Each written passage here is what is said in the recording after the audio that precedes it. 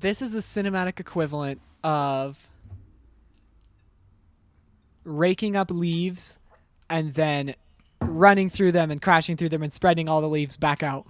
That one was not it. I know we're normally pretty positive in this segment, but that was not it. It wasn't it. I know. Cut it out, John. Please cut that one out. Welcome, welcome, welcome. It's that time again, folks. Time for the world-famous motion picture Retribution Power Hour, presented to you by the illustrious Evening Brothers. Take it away, band.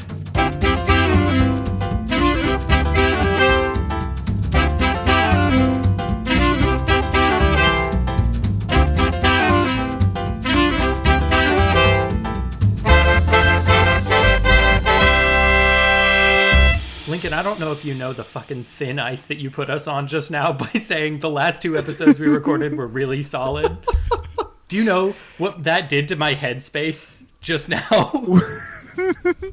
I think 5 seconds before starting the podcast recording is a great time to note that we've been on a hot streak recently. It's a great time to be like, you know what, we've been doing pretty good. Anyway, good luck out there, shitheads. Anyways, everyone, 5, 4... I don't have the energy to keep counting. Welcome to the Motion Picture Retribution Power Hour. Yeah, baby. Presented to you by the illustrious Evening Brothers. We are the only podcast on the entire goddamn internet with 3 white guys that are talking about bad movies. I am Brother Lycan, and I'm just trying to come in as hot as I can because John specifically requested high energy. I am Brother John, and I wish you weren't coming at all. That would be great for me. You're the one who asked us to grip it and rip it right before we started this podcast. And I am Brother Preston, who is mustering as much energy as he can possibly handle. And you're doing a podcast, so... Lycan, you do both at the same time. You've given us a gift this week, honestly. Like, I know we say that a lot as a joke, but this... I know that you know I was going to love this movie. Like, that's obvious, but this really does have a lot going for it for me. This really has... It's opened some doors for me that I'm really excited about. This week, I've made you both watch Underworld with Kate Beckinsale. I believe it came out around 2004 or 5, early 2000s. 3, I think. Yeah, 2003. 2003. I didn't check. And you couldn't tell. Looking it up. You could not tell that this was a movie made in 2003. No way. Yeah. They don't play a single Evanescence cover anywhere in the movie. It doesn't crash into a rock and roll song during the credits. No, of course. Why would you think that? Yeah, John, I'm very curious how this is going to go because the last 2 movies have been horrendous in really, really disparate ways.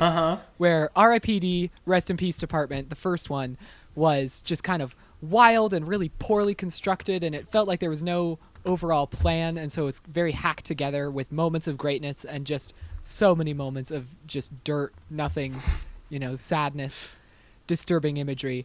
And then R.I.P.D. 2, Rest in Peace Department 2, Rise of the Damned, is a movie with the lowest energy I've ever seen in any movie ever. Yeah. And so we kind of just we created content in spite of the movie, out of a sort of spiteful hatred rather than a begrudging affection. And it's an interesting thing we're kind of set up with here, just in terms of a group dynamic, because you know that I love this movie. That's not a surprise to anybody. If I'm taking bets, Lycan, there's a lot of the greasiness that you really enjoyed, and you're still looking at it as like a movie and some things that you have to critique. And Preston, I don't feel like you liked this movie. Oh. How did I do? Why would you say that? Okay, you know what? It's because every movie that I've been like, this fucking rules. You've been like, I did not like it. I didn't like it, but you know what I did like is Cowboys and Aliens. You know what? Here's the thing, John. Here's the thing. I fucking really enjoyed this movie. Yeah, baby! Oh, this is going to be a podcast episode. How are we going to even make this podcast if we can't argue with each other about this movie? Oh, my boys, I have so many things to say about this. I do as well. I do have a lot to say. Yes. I contemplated deeply whether or not I should break my streak of not taking notes on movies to take notes on this movie. I thought about it. I thought really hard. I did not. I did not take notes on this movie, but I thought really hard about taking notes about this movie. Preston didn't just... He's not just here. He watched the movie. Like, he ingested the movie. He consumed it. Yeah. Whoa. He consumed the first hour 30 of it, I think. No, I finished it. I finished the movie. How? The movie's exactly 2 hours long. Right. And you texted us an hour and a half before we started recording asking what movie you needed to watch. Allegedly. There's no proof of that. What parts did you skip, and why were they all the bits with talking? No, I skipped the opening credits. And then Fair. I set the movie at double time. And we that made would it. be about half an hour. Wait, did you actually? No, I'm dead serious. I did. and then for some of the fight scenes, I slowed it down again because those seemed like they were worth watching, and I was not disappointed. They were worthy of you would deign to pay attention to the fight scenes. I was gonna have some questions about how some of these played in double time, bullet time, baby. Oh man, guys, you know what? Oh. There's part of me that wants to watch this again at full Same. normal speed. And then there's there's all of me that wants to watch this again. I finished the movie. And then there's part of me 48 that minutes also ago. really wants I'd you watch it guys to again watch right it now. in double time. I would love to do that, actually. That seems like the Snyder cut of this movie. Yeah, you call that a double feature where we watch it in single speed and then just rewind it right back and watch it again at double speed. Hey, can I that propose could something? be a thing. We should do Propose it. something, John. Can I propose that we don't use the B word in this movie? I don't know what the B word is. Oh, sorry, that being Blade. Can we go this whole podcast episode without comparing it? Because I think that's going to be a more interesting analysis of this fiction. Can we similar to the opening scene of not the opening scene, why can't I think of the name? The lobby scene in The Matrix. Can we take all our Blade references and show them off really quick? Oh yeah, and that's a then good move idea. on, move further into the building. Yeah, we could do that. The UV bullets. Yes. Very funny that it was Extremely good. okay, we're gonna actually deal with the existence of UV bullets in a vampire universe. Yeah, for sure. Um, The extremely uncomfortable basically leather suits that seem like they would not work or be good at all. but they're awesome. But hey, They I'm look not so complaining. Yeah. cool. Kind of a one-person army against a, horde of bad guys. Trying to manufacture the greatest possible vampire. Sure. Using a hybrid of stuff. Yeah. Okay, Some very sick sword fighting. Surrendered. Yeah, putting everybody in a big package, clamshell packaging, like a Hot Toys figure. So classic Yes. Blade. Classic Blade moments. Blade moments abound. But I agree. I think after this point, we shall no longer reference Blade 1, Blade 2, or Blade Trinity. Blade Trinity. The best one. The one that we watched for sure. The Yeah, take us to the meat and think if potatoes. we're all- Take us to the Yeah, shepherd's yeah. pie. The train is rolling. Let's get it, rolling. So Underworld stars Kate Beckinsale as the only recognizable face that you'll see until about 90 minutes into the movie. I was gonna say. And then there's one more face that we'll get to Yeah. that is incredibly recognizable. But Kate Beckinsale plays Celine, who is a vampire, who is a death dealer. Fucking badass name Kick-ass. as well. And her job is to hunt down all of the Lycan or werewolves, which I think they only say once in the Exactly entire one movie. time. But the Lycan are werewolves, and the Lycan and the werewolves are at war, and they must. Lycans and the and there's vampires. this eternal The struggle. vampires. No, yeah, sorry. The Lycans and the werewolves actually, are the same people. Actually, the Lycans and the vampires are at war, you dumb piece of shit. It's Yes, not thank you. Lycans and werewolves. Thank you so much. Yeah. Okay, you can keep going So the with the Lycans podcast. I and the just wanted to- vampires are at war. Vampires are kind of in a decisive moment of victory where they think at least that they have defeated almost all of the vampires, hunted them down to extinction, and this movie Lycans. just hits the ground and starts running. Literally. Yeah. Kate Beckinsale jumps off a building, hits the ground, and then runs. And we're running and we're off. Can I just She... I want to interject real quick because this feels like the third movie in a trilogy of movies that they just does. drop you in, and I'm not complaining about that. I actually really appreciate that because there's a much more boring version of this movie that they could have made, but it drops you off into this just we're off, we're going, and I don't understand how the vampires are even slightly close to winning because I'm sure we'll dive into this kind of throughout the whole movie, but just in terms of raw sheer power, werewolves in this universe can pretty much choose at will to become werewolves, which is pretty sick. Yes. They can run real fast. They can do sick air tricks, and they have all this special strength and speed and all that a vampire would have. Vampires in this, and they also have like bloodlust powers where they get blood and then they become super cool and fast and strong. Yeah, and they become the Wolverine for a bit. One guy has like Beyblades in him for like 45 minutes of this movie, which is wild. Yes, he does. It's so freaking cool. It's extremely cool. But the thing to me is like the vampires sometimes are kind of fast. And that seems to be what they have to bring to the table. One time they kind of Spider-Man on the ceiling, but like in terms of superpowers, it's jumping off a big building, spraying bullets in landing. Some really inconvenient ways, and that's pretty much it. Have you considered the fact that vampires have invented fully automatic pistols? I did not. You don't think that could maybe gave them an edge? Endless magazines. Yeah. Yeah, I did. I hadn't thought about that. It is funny that they worked really hard on that technology before they figured out a bullet that would actually do something to a werewolf. It's a very IT guy kind of solution because it's like better bullets. No, more bullets. Shoot more of them. Yeah. So another thing that I think is important to just mentally note for people who haven't seen this movie and are just listening to us. This movie is the most anime a not actual anime adaptation could possibly be. It has got infinite ammo coming out of fully automatic guns. It's all moody, rainy cityscapes. It's all like close up as people's eyes like changing color.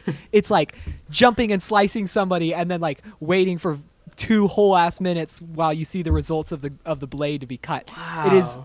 It is so anime. It's like I hadn't made that connection. That's actually a really good point. And I would dare say that it's anime in live action done extremely well. Super well. Yeah, it's in like a way that doesn't feel super gravitas. Annoying like most of the live action animes. Yeah. And all it took was not basing it on a real anime. Just borrowed some of the aesthetics and wrote a better story around it. Hey, quick note to any people who like anime and are watching this, listening to this. We don't. Fuck you. We hate anime.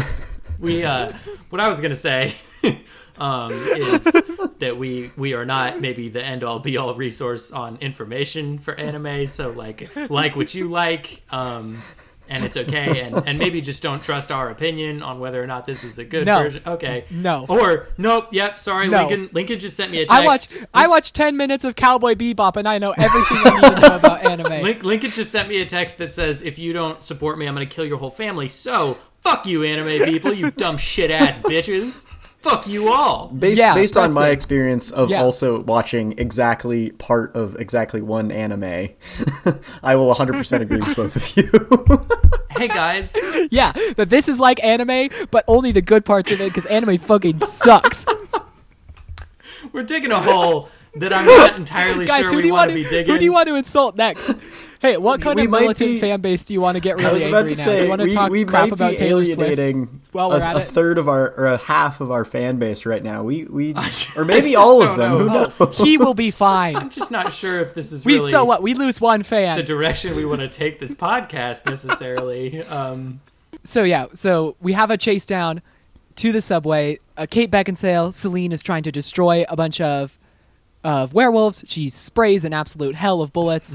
A really cool werewolf does a incredibly well orchestrated transformation, and that's kind of the first moment in this movie where you go, whoa, this movie, like, not all the CGI is excellent, but they spent the money where they needed to. It's pretty solid.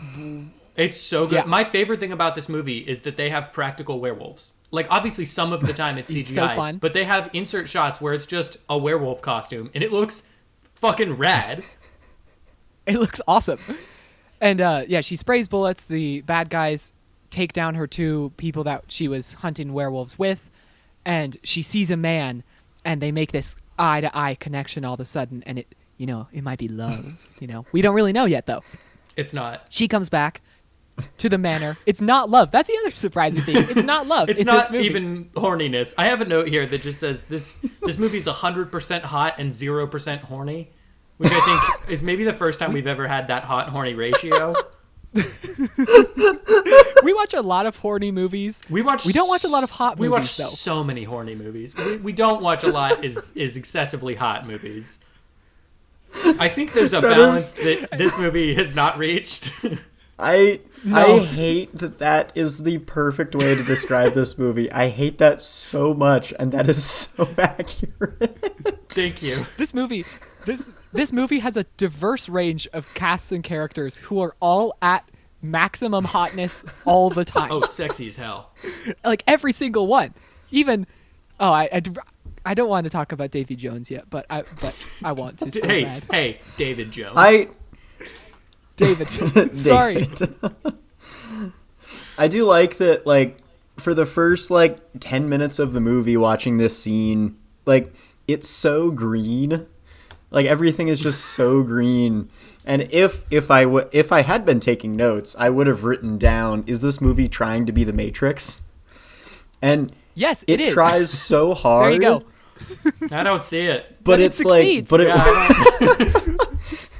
And I feel like it is trying so hard to be The Matrix, but it pulls it off as not a copycat way. This movie, it feels like it saw the sequels to The Matrix, and it was like, I could probably do better than those.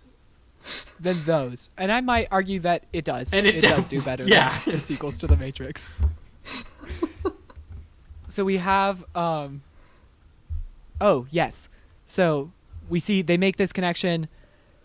Celine continues to chase down werewolves, finds a dogfight happening in a sewer where there's two wolves fighting against each other and everyone's cheering them on. And in steps Jared Leto. No, just kidding. You guys, I was so fucking on the edge of my seat for a Jared Leto jump scare this whole movie. Just waiting for it, right? Jared Leto, it's like he lent his skin and face to every character, but only one part of it. So one character got his hairline, and one character got his eyes, and one character got his nose. Jared Leto split himself into a billion pieces, and of him was born the Underworld franchise. Jared Leto, just like Duke Leto II in God Emperor of Dune, splits himself from one massive sandworm into a 1,000 tiny sand trout that will bring the desert back into the world. And by that I mean the Underworld back into the world. I don't know if that's a part of that book, but if it is, those really went off the rails. We're 17 Can minutes I make you read a book for and this podcast? And this podcast has gone so many different directions already. Preston, when you make that kind of insult, I often try to relate it back to the movie, just like how this movie went 17 different directions. The problem is, this movie remains pretty laser focused on its themes. This movie is so clear. And there's for the most, with the exception of a few things, it does not, you couldn't eliminate very much from this movie. No, it's honestly, cut you couldn't. really well. Yeah. There's a tight the whole, 2 hours. There's the whole subplot with the other girl that's jealous of Celine. And conveniently is nothing and becomes nothing. Helps her once or twice and then just disappears for the rest of the movie after crawling on the ceiling.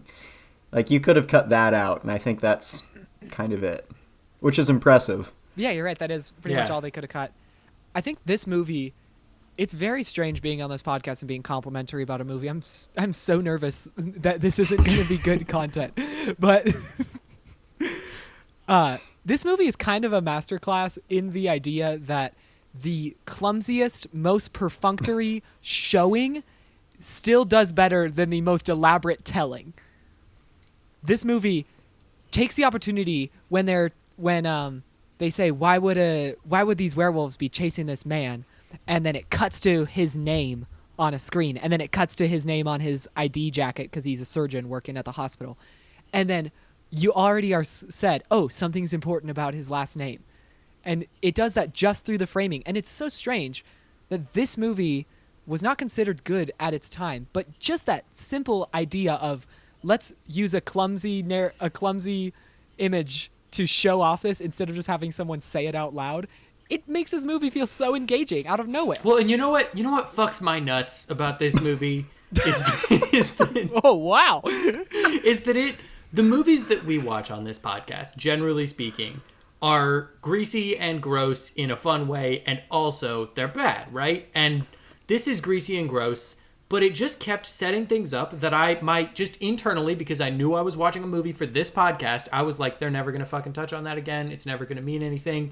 And then it would answer those questions, and I felt duped by this movie because it was smart and answered a question it asked. I know. It's like the bare minimum. It's so weird to watch a movie for this podcast that ponders things and then continues to ponder them instead of just looking at it and being like, wouldn't that be an interesting thing for me to do? This is the first movie we've watched that we consider a bad movie that's like, yeah, it would be interesting and I'm doing it. And I don't know how to engage with that. And it is interesting. We've fried my brain so hard for this podcast that I don't know what to do other than just have notes like Beyblade's gone wild and that guy sounds like a Dalek. I thought he sounded like the steering wheel from WALL-E. Oh yeah, there's a werewolf who's this like 7'4" guy. He's the most muscular person you've ever seen in his life, and he gets Beyblades thrown into his chest and he rips them out and heals. Yeah, he's pretty awesome. He's the guy that they would have cast if they didn't cast Ving Rhames to play Wilson Fisk in the Daredevil movie. Yeah.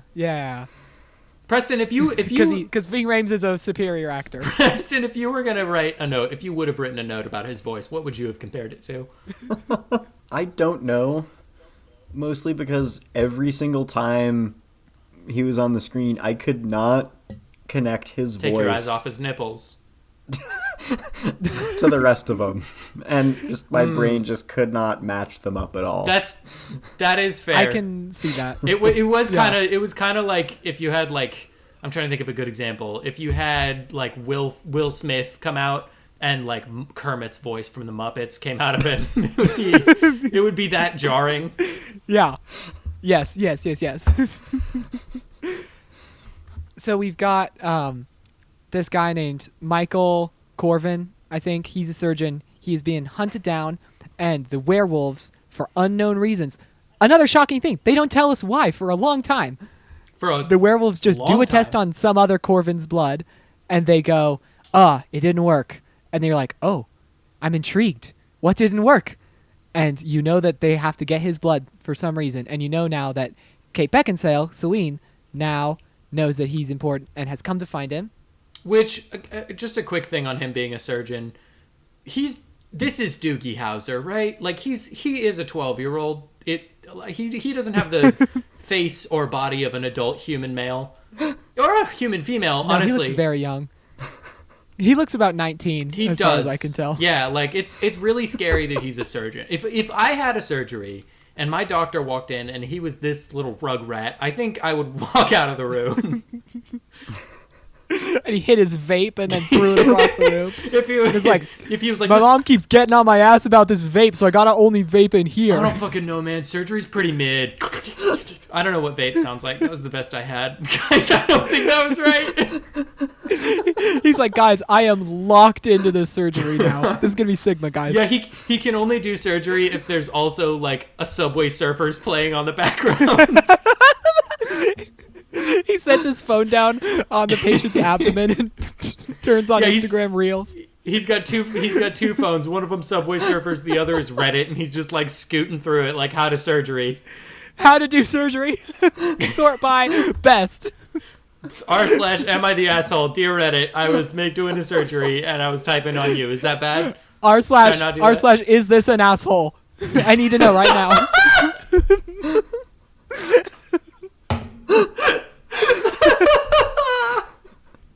I cannot stress enough the importance that you answer honestly. Pick attach, not safe for work. Please, I know this is normally a pretty sarcastic site, but if you're gonna do it, really make it clear, man. I'm begging you. Please tag. Please tone tag. Please. Oh man, I know that we can't title this episode r/is this an asshole, but I want to so badly. Oh man. I love that we haven't gotten 10 fucking minutes into this movie. One thing I really love is when the police, I think they're Lycan, disguised as police, interview Michael's friend who's also a surgeon. they do this really fun sweep up shot where his friend goes, "He's not in some sort of trouble, is he?" And it was just, I don't know, just classic Hollywood police talking to you about your friend that is on the lam. It's so fun. But it's so like there's so much 2000s stank when they say it when he says it that way. I love it so much. So I was so like good. back in the Raimi verse all of a sudden. It was so refreshing. I want to puzzle out what it is that each of us, like, what we appreciate about this movie, because I'm starting to think we found like this trifecta of things that kind of all funnel in. Because Lycan, I think for you, it's the 2000s yucky stank. Like that. It's the aesthetic. It's your whole jam. You love the grease. He loves it so much. I love the grease. I love that it was made with digital effects but shot on film. So it had to have this attention to like the color grade and the composition that you don't have to have anymore when you're shooting straight to digital. I think it has, and it's just, the grease, the vibe, the music, the chonky drums that play in the background of every hallway scene, the like just so liberal use of squibs and bullet, and it's so much fun. So John, what was your connection point to this movie? I mean, obviously my connection point is fucking wild ass vampires and werewolves, and just like gross weird things that you can see like a 12-year-old being like, that's so sick, dude. That's what I like. That's my so like, jam. like the body horror and the like dumb mythology. That they get so deep in the paint, but they also forget that like vampires shouldn't have reflections. Just nom nom nom, feed it to me slow. I love it so much. They bring a lot of attention to the vampires' reflections. It's like they want you to know that in this universe, vampires really do have reflections. This is my favorite thing about these kinds of movies. There's nothing that makes them vampires except for they wear black and they're pale. This is what I love about these movies. They have big teeth that they all have to talk through, and it doesn't make any sense. And they all just like, I love those kinds of movies that are so dead set on being like, you guys know these are vampires, right? You remember all the lores from vampires? Well, it's not quite like that. It's like this every ain't movie your grandma's vampire. Look at me. Like every movie that is like this. Hellboy is another perfect example of that. It's all of these movies that are they just like, they walk on, they look you dead in the eyes, and they're like, vampires, I think they would go a little something like this. And that's like their whole jam. You thought vampires didn't have reflections, you fucking dumbass? You didn't know this was 2003, baby. We can't afford to key the reflections out. Get out of here with that cartoon bullshit. But yeah, they do. Get out with that expensive reflection mapping. No, do the teeth sink back into their gums so that we don't have to spend money on it? No, of course not. We want them to all kind of talk like this. To be fair, Kate Beckinsale is not giving a performance. The bottleneck in her performance is not the vampire teeth. She's not giving a performance. She's serving a performance. Oh, I'm sorry. So Preston, what? Yeah, Preston. What's your connection please? Point? What's been freaking your bean? I am a fan of this movie for 3 reasons. Number one, the absolutely just like overall the moody, angsty, just like heavy like opening monologue. Oh yeah.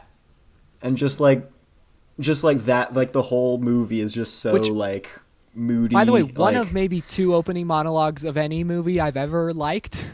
Yeah. Oh, and it works because it's like so short and sweet and packs a punch, and then it throws you right into the action, and you know exactly what's going on. And it's not repeating, like the monologue isn't repeating the opening scene. It actually adds to the opening And I feel like scene. you can tell it's a good monologue when halfway through the movie you're like, wait, why is this? Oh, right, that happened. That was said in the monologue. Like that, I referenced back to it. It was actually helpful information. Yeah. Yeah. So it's that. Okay. For me, it's that. It's just the moodiness, the angstiness, the opening monologue. And then I am an absolute sucker for 2000s stanky action fights to absolutely buck wild. Oh, yeah, that's true. So good. When characters are just flipping over each other with no regard to the laws of physics. Oh, and it's delicious. No establishment that there was a jump. You just they're in the air already, and the land is what matters. Like being launched by the wires, you love them. Like especially the one scene where he's in Michael's in the back of the cop car, and they like reach forward and like turn up the music for absolutely no apparent reason. They're like, something fucking cool is about to happen. That was the moment that I knew that I liked this movie. I think I knew I liked this movie when that guy got hit by a car and he launched into the air, and then mid-air he was like, you know what, I'd rather I land the other direction. That was awesome. It's so fun. Oh, it's so good. Yeah, when the Jared Leto lookalike guy, whose name is Lucian, when he Wolverine's bullets out of his skin, and the effect was so cool that they literally just do it 3 times in a row, and every single time you're like, this is so cool. And it doesn't get bad. It doesn't get boring. This movie is somewhat repetitive in a few ways. Yeah. Like one of the notes that I would have written down, which actually this was the original note that would have actually made me take notes about this movie, is that Kate Beckinsale's character, within the first probably 10 or 15 minutes of the movie, kicks down like so many doors. Yeah, she does. Oh, yeah. Have you seen those heels? Like, there are like 3 or 4 of essentially the same shot of her kicking down a door. Preston, if you had spectacular buckled high heel leather boots that went up to your knee, would you not spend all your time kicking doors down in a badass way? Which he also does. Did you? No, Lincoln, you have no idea how many doors I would kick down. This is why we can't invite Preston over to our houses, Lincoln, because he keeps kicking everybody's doors down. He texts us before he comes over. He's like, can I bring the boots? We're like, no, don't bring the boots. Don't bring the boots. Anytime you invite Preston over, you have to open the door so that he can't get... Like, you have to have it just open, waiting for him. You see his car pull up and frantically get to the log so you can open it up in time. No.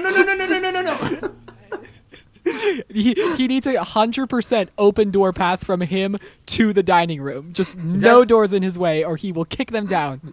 You should see that son not of a like bitch on an elevator. slightly ajar doors. They have to be wide open. Yeah, no, it's kicking anyways. It has to be like ostensibly no not a what. door at that point. It has to be like a small hallway for Preston.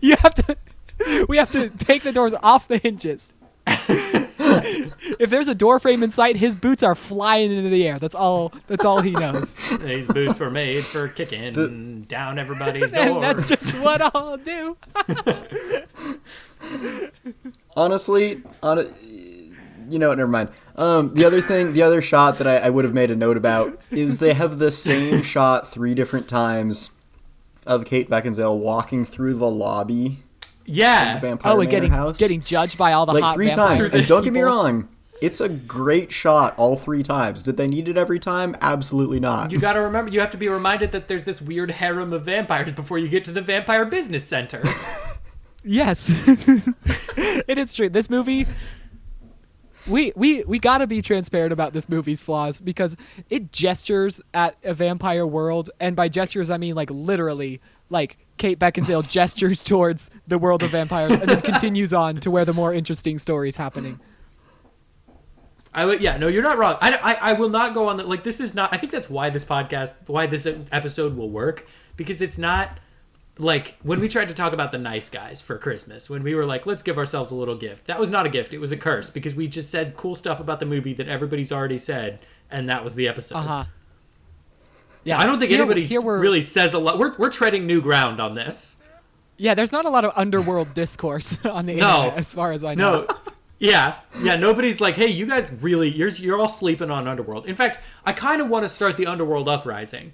I think we need to, like, mount an internet campaign where we get everybody back on board with the Underworld franchise, so Kate Beckinsale comes back and does another one. To be fair, my mouth is writing a lot of checks that my eyes have not cashed by watching the sequels, so who knows, maybe they really dive it straight into the ground.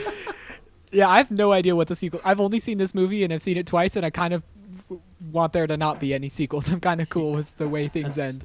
That's like almost not enough times, though, to watch. I want to watch it again so bad. I want to watch it again, too.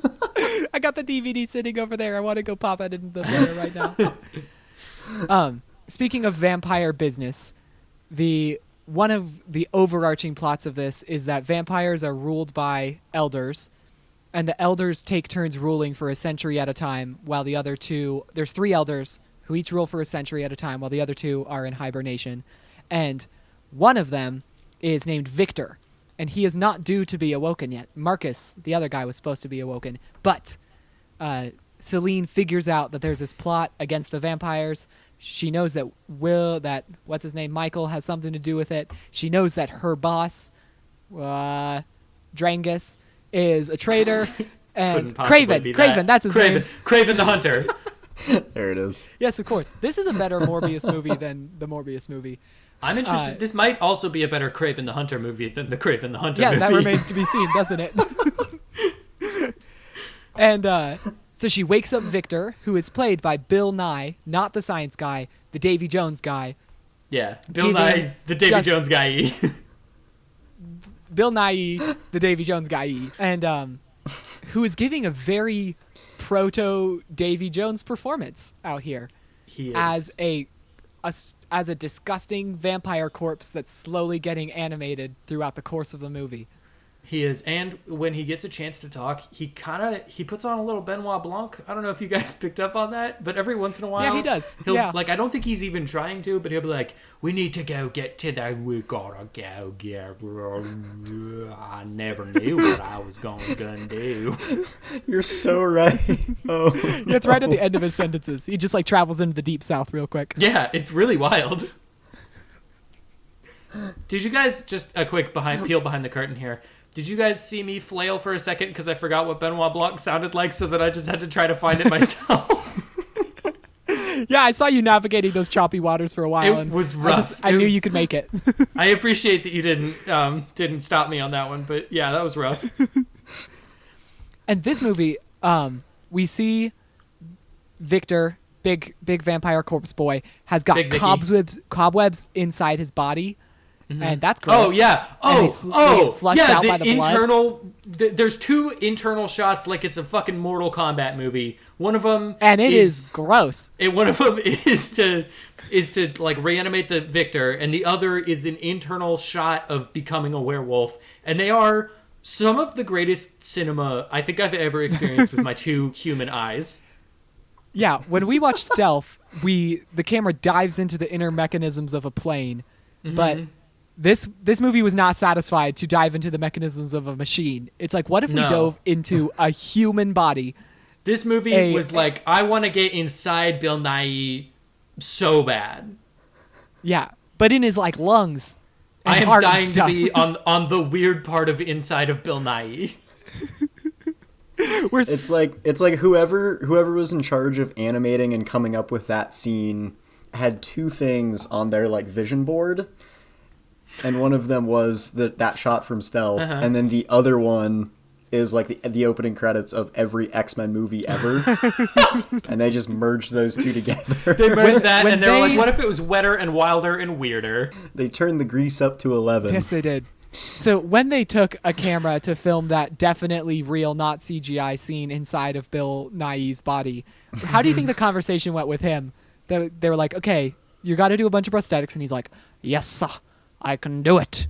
And they're like, okay. And also, we're going to shove a camera up your body and go so much further up than you think that we can. See, I actually think it was kind of the other way around. We're going to put a little cobwebs in there. I think they were like, we were thinking about doing some kind of transition, and he was like, inside me. And they were like, no.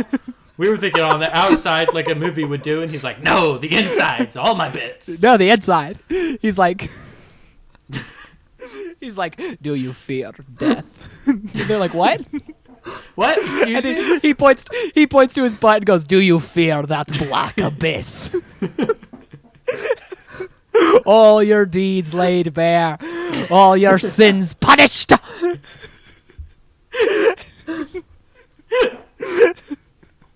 Oh, this movie should have been called Davy Jones and All His Bones. Davy Jones inside his bones. So Victor wakes up, he gets reanimated, and he starts saying some real racist shit. And this is the first hint in this movie that you go, wait, are the vampires not the good guys? Is this merciless killing of an ethnic group called Lycan maybe a bad idea? And again, to this movie's credit, we follow the transition all the way. There's not a single moment where it goes, oh, wait, they're bad. We actually we watch them as our opinion of them shifts from seeing them as the protagonists and the heroes to seeing them as the villains and the ones that are actually keeping this war going. Here's the thing, Lincoln. Shut the fuck up and tell me that sweet, sweet theme song. That's right. I'm railroading this whole podcast. Find your funny, because maybe now this podcast will be good. Hey! So, welcome to Find Your Funny. I have a brand new one that we've never done before, and that is to choose your own fun venture. I've got 2 different Find Your Funny options, and you guys get to decide which one we go for. Choose your own adventure was not SEO optimized enough, so you had to throw fun into the title. Yeah, actually, I talked to corporate, and what they really wanted me to do was fun your own fun, but I didn't think that really made a lot of sense. I see. Yeah, so it was like a middle ground kind of thing. So you Can guys I suggest an alternate title? Find your own damn funny. Oh, that's good. Yeah. So you guys get 2 options for what you want your Find Your Funny to be this week, and it is you can't choose both. Although I don't know that we're necessarily at risk of that, just based on how you guys have felt about some of my other Find Your Funny options. Why did you bring 2 to the table then? If you feel so strongly that we're not because I don't want it to be all on my fucking shoulders, brother Lincoln. Hey, John. So if we pick one of them, does that mean that the other one will never see the light of day? Ooh, no, that's or interesting. You're just going to put that other one into your back pocket for later? It's definitely the second one because I'm not a fucking idea factory, Preston. Sometimes I have to rely on my own. I have to rest on my laurels occasionally. So what I hear you saying is that we get to hear both of them. You do. Pick the one that we want. And then you get to hold the other one over our head that we didn't pick. It's more like I just have 2 ideas and I think they're both kind of okay.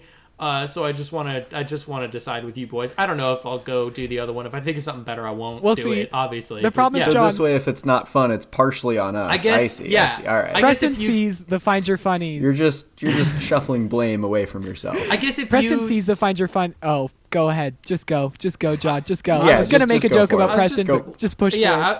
I was just going to say, I guess if you see the second one at some point later on down the line, I'm kind of out of ideas and somebody else should probably pick up this segment for a couple of weeks. So your 2 options. One, we are close friends and we don't have nicknames for each other. And that makes me sad in my sweet boy heart. And I want to come up with some nicknames for each of us that we can kind of lean into and go with. So that's option 1. Lincoln just flashbanged himself. Hey, stop the podcast, everybody. Lincoln, what the hell did you just do to yourself? There's a flashlight sitting on my desk. And I was like, I just charged it. I wonder if it's like brighter. An 8-year-old. You just charged it. You wonder if it works? Is that what you just said? It was kind of dim when I hadn't charged it. So I was wondering if it was back to its original brightness. And in fact, there's like a streak across my vision now. The beam has burnt its trace. I don't know if I can. I don't know if I have this power over you, but I'm forbidding you from owning a gun just for that one moment. What, a man can't shine a really bright flashlight? Look how huge this flashlight is. It's the biggest fucking flashlight. That seems like a flashlight that a dad would have in his nightstand so that he could ward off crime in the nighttime. That's what you just did is you shined a billy club in your eyes. I don't know how that happened. For all of our many listeners out there, imagine the giant mag light flashlight that's in every 80s cop movie. Yes. And that's what Lincoln just flashed. Yeah, the one they hit against the window. Okay, I'm so sorry, John. Oh my god. Please bring us in. Do you guys know how much money I would pay to have a recording? Oh my god, I wish we did a video podcast just for that moment, just for the build up of Lincoln being like, "Oh, this is interesting. What's happening?" And then just slam. Oh, it's so John, good. I am so glad that you saw that too. Oh my god, it was so good. I was terrified for a moment that I was going to be the only one who had seen that. That's a really special moment we shared. Speaking of special moments, your option 1, as I said before, we don't have any nicknames for each other, and that makes me sad because we're evening brothers and we should have nicknames. So, option 1, workshop some nicknames for each of us. Go on with the show. Option 2, I've got a tier list here that I didn't make, so don't worry, I haven't invested any time for Muppets that we think would say fuck. So I think we should save Muppets that would say fuck for a more salient movie. It does kind of feel like the Find Your Funny that we'd need to really bring it back, where we're having a pretty good time this episode. Yeah. Let's say that's one I don't mind saving. Okay. Yeah, I think I would agree with that. All right. I think you should save that. Well, let's take a little time and come up with some sweet nicknames for our boys. Some sweet nicknames. That said, John, I do have one small question before you continue. Mm-hmm. Are you at all worried that the Find Your Funny that you're about to bring to the table will not be any funnier? Even slightly close to as funny as we can. Yes, absolutely. I'm worried about that. I actually think we can kind of turn that into something. What if Lincoln's the Flasher now? What do you think of that? Is that? I don't love that. I don't love that. I do not love that. Okay, that is important. I think everybody gets one full veto, and then we do decide, but everybody gets one full veto on their own. So, but it can be overturned by a 2/3 majority. we're not going to call my boy the Flasher. I did think about I had LinkedIn ready for Lincoln, which I think is pretty fun. Yeah, because I'm always networking. I'm always making connections. You're shaking always hands. on the grind. Yeah, backdoor deals. Black market drug operations. Sure. Yeah. That's why he has the flashlight for when he's for when they need to shine a light at the drugs the to make sure they're good. We could just call him Flashbang. That would work. That could be something. Flashbang. John, I'm thinking. I don't know why this. As soon as you said nicknames, I saw your face and the Deuce. That's all I could think of. The what? The Deuce. Why? The Deuce. Jonathan Angelina Bonjour is the Deuce. The Deuce. It's got a kind of Roadhouse. I gotta tell you, I'm for sure not vetoing. A kind of Mad Max energy to it almost. It's got a kind of silver-plated gun energy to it. I'm into that. I'm actually really into that. Because then if John's being really annoying, we can real easily turn that into the douche. Yeah. Oh, wow. Yeah, that's right there. Yeah, that is interesting. Or the deuce bag. That's better. That's way better. The deuce bag. Okay. Wow, Lincoln, that was crazy. You just, because what else is it gonna be? No, it's nothing. It came to me. I like where your head's at. Well, and nicknames are a thing. You start and then you have to kind of live into them. So we're not settling on anything, but I do think that that's a possibility. The Deuce. I think that is. Sorry, it just hit me again. It's pretty good. It's hitting me over and over again since I thought of it. It's pretty solid. I do like the idea that it's just kind of vibes based. It's not based on our names at all. That's interesting. Yeah. Preston, how do you feel about me naming your middle name Angelina? It's great. Yeah, I'm into it. Preston, I think it's because there was some episode we did where we talked about this and called you. Oh yeah, we did the music intro. I workshopped this with my wife a little bit, and she told me I couldn't suggest Piss Boy for Preston. Nope. Yeah. You may not. I figured it just pee time. Like, what's up, pee time? What's up, pee bomb? How's it hanging? How about Peabody? Peabody, he's Peabody. You're Sherman. It's perfect. Can he be Peabody? Peabody. Yeah, just like back in middle school, right, Preston? We'll be Peabodies. I have no words. Is there like a well, we've already got a the something, so we can't all be the anything. So what about like no? What about like Striker? I don't know if all of us could be G.I. Joes. I'm not sure. What? You're saying that the Deuce and Striker have some sort of common identity, and that is G.I. Joe? Yeah, what G.I. could you possibly be talking about? We've all heard of G.I. Joe LinkedIn. G.I. Joe LinkedIn. Lieutenant Lincoln, thank you very much. Oh man.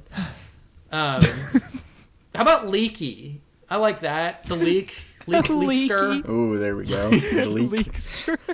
Leakster. The missing leak. Oh, the missing leak. It's like we took some of his name and then we left off the rest of all of it. I like that. What about... We took the first letter and then left the rest. You're calling me the missing link? That is literally the name of my... No. The missing leak. Yeah, that's important. It's put as an L-E-E-K, the vegetable. Yeah, put the vegetable. That's exactly what I was going to say. Holy shit. Wow. Actually, it might be the leak. It might be leak. I like missing leak. I don't mind it. I don't mind being called leak. I kind of like it more than link. As long as it's two E's. Sick. Leak the my vegetable, name is Lycan. not the This piss. is my son. Leak.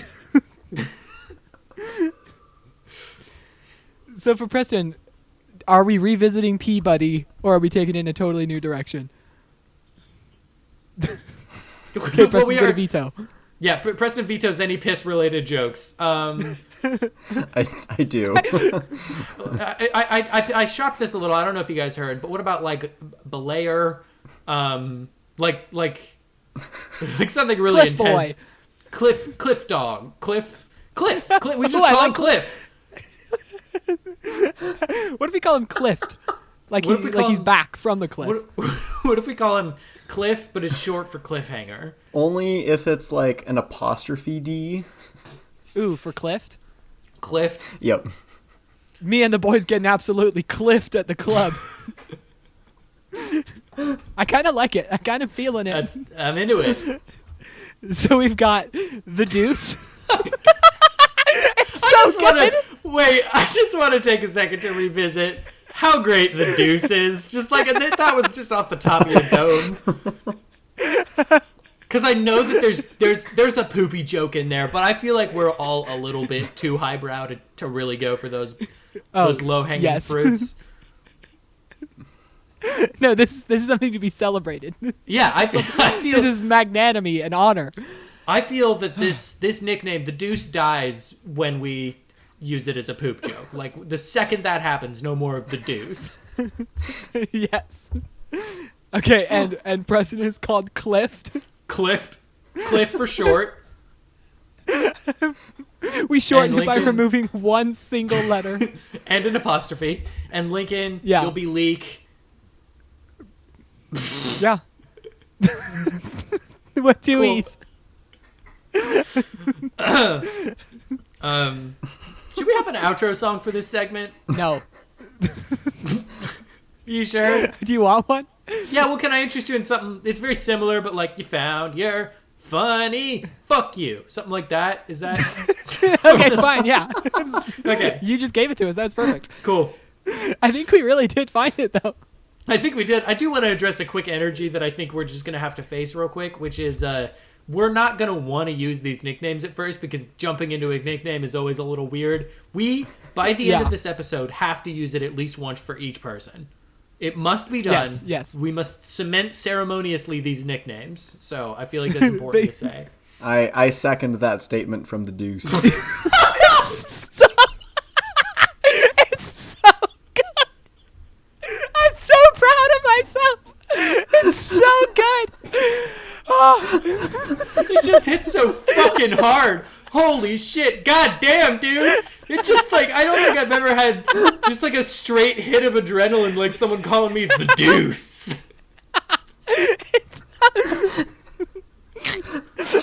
I do like that you can't say it without like putting some bass in it. No, you can't just be like, hey, this is my friend, it's not the Deuce. It's the Deuce. You know, we need some 2000 stank on there. I don't know. That's the thing. It's beyond my comprehension. The muse just handed to me. What's wild is that I know it means something. I just don't fucking know what it is. But I also agree with Clift that we need to still use these nicknames. There's somebody out there who doesn't like the Find Your Funny segment and they skip over it and they're like, did they all have a collective stroke? Because they Find Your Funny ground the podcast to a halt. But there's also going to be somebody else that only listens to this for the Find Your Funny. That's going to be fucking stoked. Oh, man. Because I guess up until this point, the implication was we find the funny and then let it back into the wild to fend for itself. But... Do you guys remember that time in this movie that she shot a hole in the floor? And I don't mean she shot one bullet hole. I mean she shot in a circle to make a hole in the floor. And then fell through the floor. It's amazing. It's so cool. It's so That's what good. I want. It's so good. That's what I want from a woman in my life, you know? How does your girlfriend feel about that? Is she practicing? Yeah, she's practicing firing in a circular pattern around herself. So we have... Where were we? We have... Victor, he's a Nazi. You can definitely tell he's evil. Celine now is out to protect Michael. Nah, that's fine. Nah, it's okay. Please, I wrote Nazi. I wrote Nazi chin a couple of times. I just have 2 notes that say Nazi chin. Well, actually, I have Nazi chin and Nazi jawline. I heard it in my head, and then I read it, and I was like, I should say that. But then you started talking, and then I realized I probably shouldn't. And now here I am, just deucing it up again.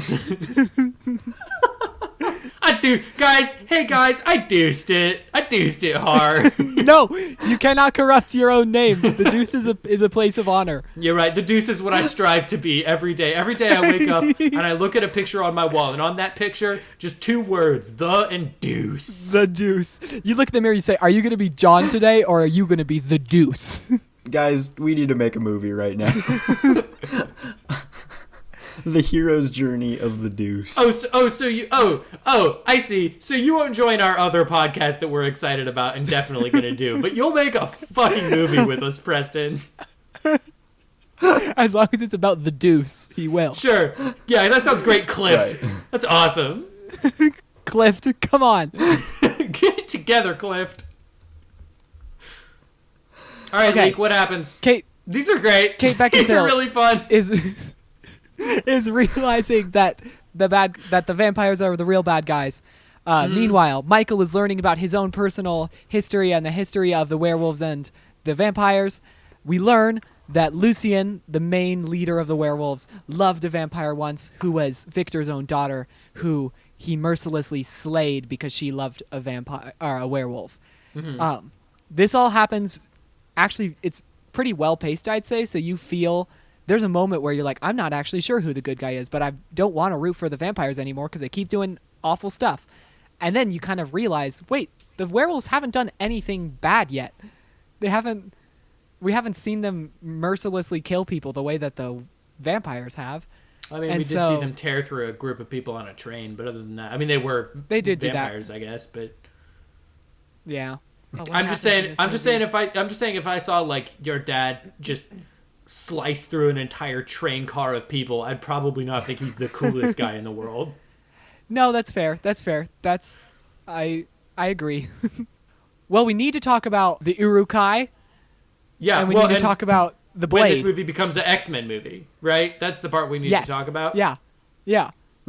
when turns out Michael has the X factor in his genes that allow him to become the ultimate combination of werewolf and vampire, and he's being captured by the werewolves for that, and the vampires want to kill him, and the werewolves want to use him as a way to bridge the people together, and he gets bit by Kate Beckinsale. Girls want to kill him, boys want to be him. Humans want to be consumed by him. Humans want to be ate up by him. I want to go on record before I even know what you guys think. They suggested that they were going to do a werepire, and I got real scared that it was going to be some dumb shit and look really, really stupid. This is genuinely a cool design. Because he's like... No, I think it's cool. The best possible scenario. It's so cool, because he's almost human, but almost not human. He's got like weird charcoal gray skin and black eyes and weird strange rib cage. He looks so cool. Yeah. And then the movie proceeds to give us the most riveting, fun action of the whole movie. They actually waited till the third act to do their most fun scene. Yeah, and it's the best. Yeah. The movie has a climax. And that's in a movie of pretty fun, exciting action scenes. Yes, solid action scenes. And this is the best one. So it's got, you see Davy Jones, Victor, walk in. He just absolutely slays the really cool werewolf with the Beyblades. He just kills him outright. No hesitation at all. And then he fights Michael as Werevire guy. And they have this awesome epic battle where Michael's slashing at him with his claws. They what? Nothing. Okay. Did I say something wrong? You said werevire. That's not a word. It would be a werepire or a vamp wolf, but... Oh, I'm into Vamp Wolf. Can we take a vote right now? I can go for Vamp Wolf. All right. Vamp Wolf. Yeah. Vamp Wolf. All right. Excellent. So Continue. Vamp Wolf Michael is fighting Victor, and Victor it sounds like a seems title. like he's gonna be Vamp the Wolf victor. Michael, Vamp Wolf Doug. You get a bunch of them together, it's just Vamp Wolf, Vamp Wolf, Vamp Wolf, Vamp Wolf. Yes, Vamp Wolf. Yes, Vamp Wolf. Vamp Wolf.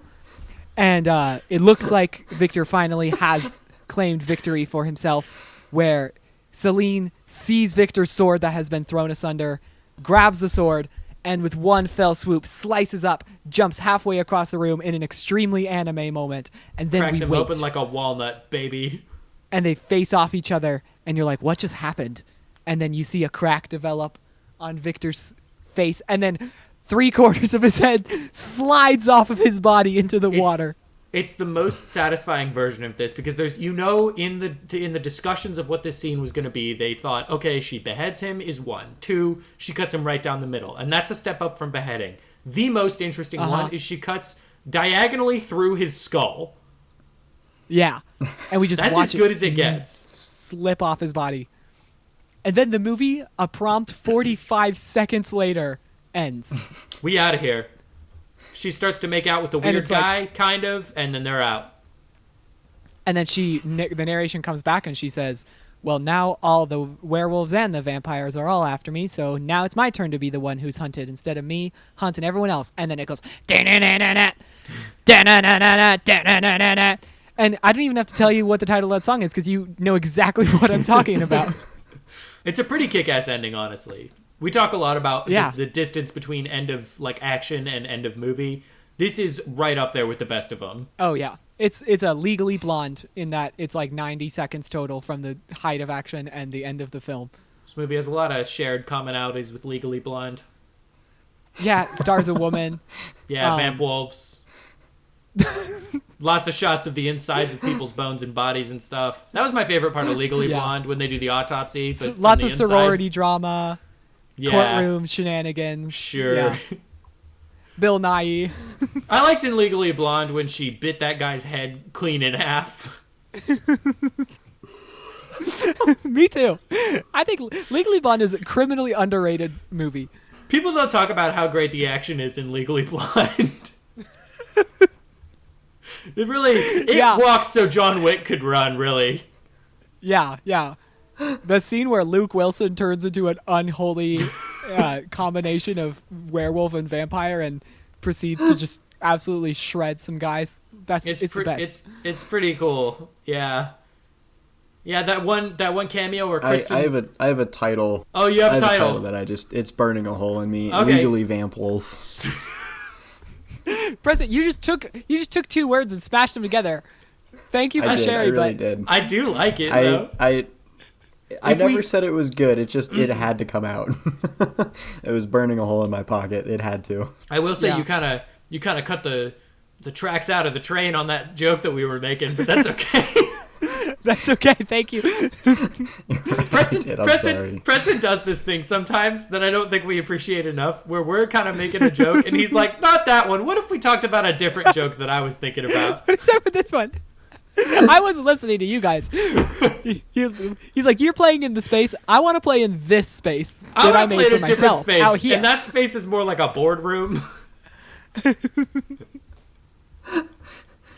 Not only do I want to play in a different space, but I have to ruin your space to do it. Lincoln and I are slowly, methodically building a sandcastle, and Preston just like tears through it.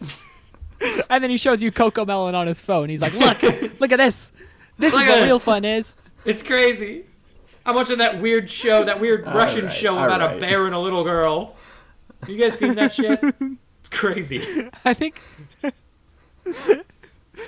I think now is as good a time as any to talk about equivalent punishment. It's a cinematic equivalent of stuffed crust pizza. Like, oh yeah, it is decadent. It's the cinematic equivalent of sesame chicken, is what it is. Oh, I am so hungry.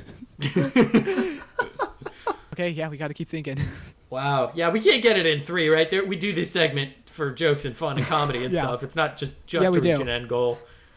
No. This movie is the cinematic equivalent of when you finish your milkshake and then there's the refill tin. Yes. Oh, yeah. I'll expand the milkshake analogy. This is a cinematic equivalent of getting a brain freeze, but you just keep down in that sweet cold cream because you know it's tasty. Can I float something your guys' way? I think this might be the cinematic equivalent of opening up like a fresh pot of Mod Podge and just sniffing it real good. Like real deep. It kind of, yeah, I could see that. This is cinematic equivalent to waking up at 2 a.m. and like almost getting ready to go, but then you go, wait, it's 2 a.m. I got like 5 hours until I need to do anything, and then going back to sleep. Oh, yeah. Oh, similarly, I'd say it's the cinematic equivalent of having a nightmare and waking up and just that immediate feeling of like, everything's terrible. Oh, no, wait, no, it's good. Everything's okay. It's fine. This is a cinematic equivalent of raking up leaves and then running through them and crashing through them and spreading all the leaves back out. That one was not it. I know we're normally pretty positive in this segment, but that was not it. It wasn't it. I know. Cut it out, John. Please cut that one out. Probably not gonna. I might put it at the beginning of the episode just to shame you. Yeah, let's do that intro, then the rest of the podcast. Yeah, okay. Thank you so much, The Deuce. This movie is the cinematic equivalent of when you're drinking and you just keep your buzz just stays perfect for so long. I wish I knew what that felt like. Somebody can do a shot of tequila right at the end and you're like, ah.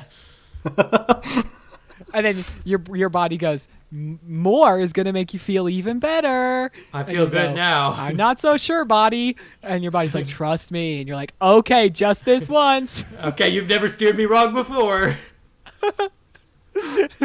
Yeah, I feel good on that one. You guys want to leave it there? I feel great. That's great. Preston, Yeah. I'm sorry. Clift, I believe it is your turn. You are Bad News Bears this week. I do have to warn you, though, what you're choosing, whatever it is that you choose, and I know it's way too late for you to change, it is our Halloween episode. Whatever you have chosen for us is our Halloween spooktacular. Is it? Yeah, I think so. Yeah, it will be. It'll be really close. Here's the thing, right? Yeah. I want no pressure to choose the Halloween spectacular It's too late. because I would feel terrible taking that privilege away from you, John. I've already chosen the Halloween spectacular. Because I can think of no better person to pick a good Halloween spectacular for us. I mean, I do have one locked in the chamber ready to go. But Unfortunately, I also have a movie that is queued up.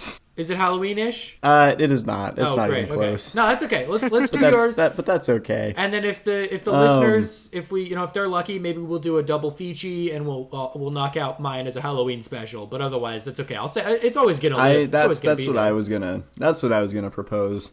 So my movie, as you no doubt have already deduced. That's a great pun. I just wasted it right there. I really wasted that. And it will be Cowboys and Aliens. Yeah, of course it is. Hey, Preston, I'm writing this down. Oh, good for you. Wow. Well, thank you for listening to the Motion Picture Retribution Power Hour, something about the Evening Brothers. If you want to email us, you can at mprphpodcast@gmail.com. I always check every week and we never have any emails, but let's roll the bones, baby. Nope, no emails. What an exciting change of pace. You can always email us, rate the show, send it to your friends and your enemies. We love you guys, all 5 of you who might listen. Yeah. Think that's we pretty really much do. We love making all the we show. got for you. So I guess that makes me Brother the Deuce, Jonathan, John, Brother the Deuce, John, and just as we live by the rules of Dinotopia, so must we be prepared to die. And I have been Brother Leak, Lincoln. Yep. Doesn't roll off the tongue quite as easily. Lincoln. And I could in fact crash you both from here. Oh, damn. And I have been Brother Clift, relaxed body. Yeah, baby.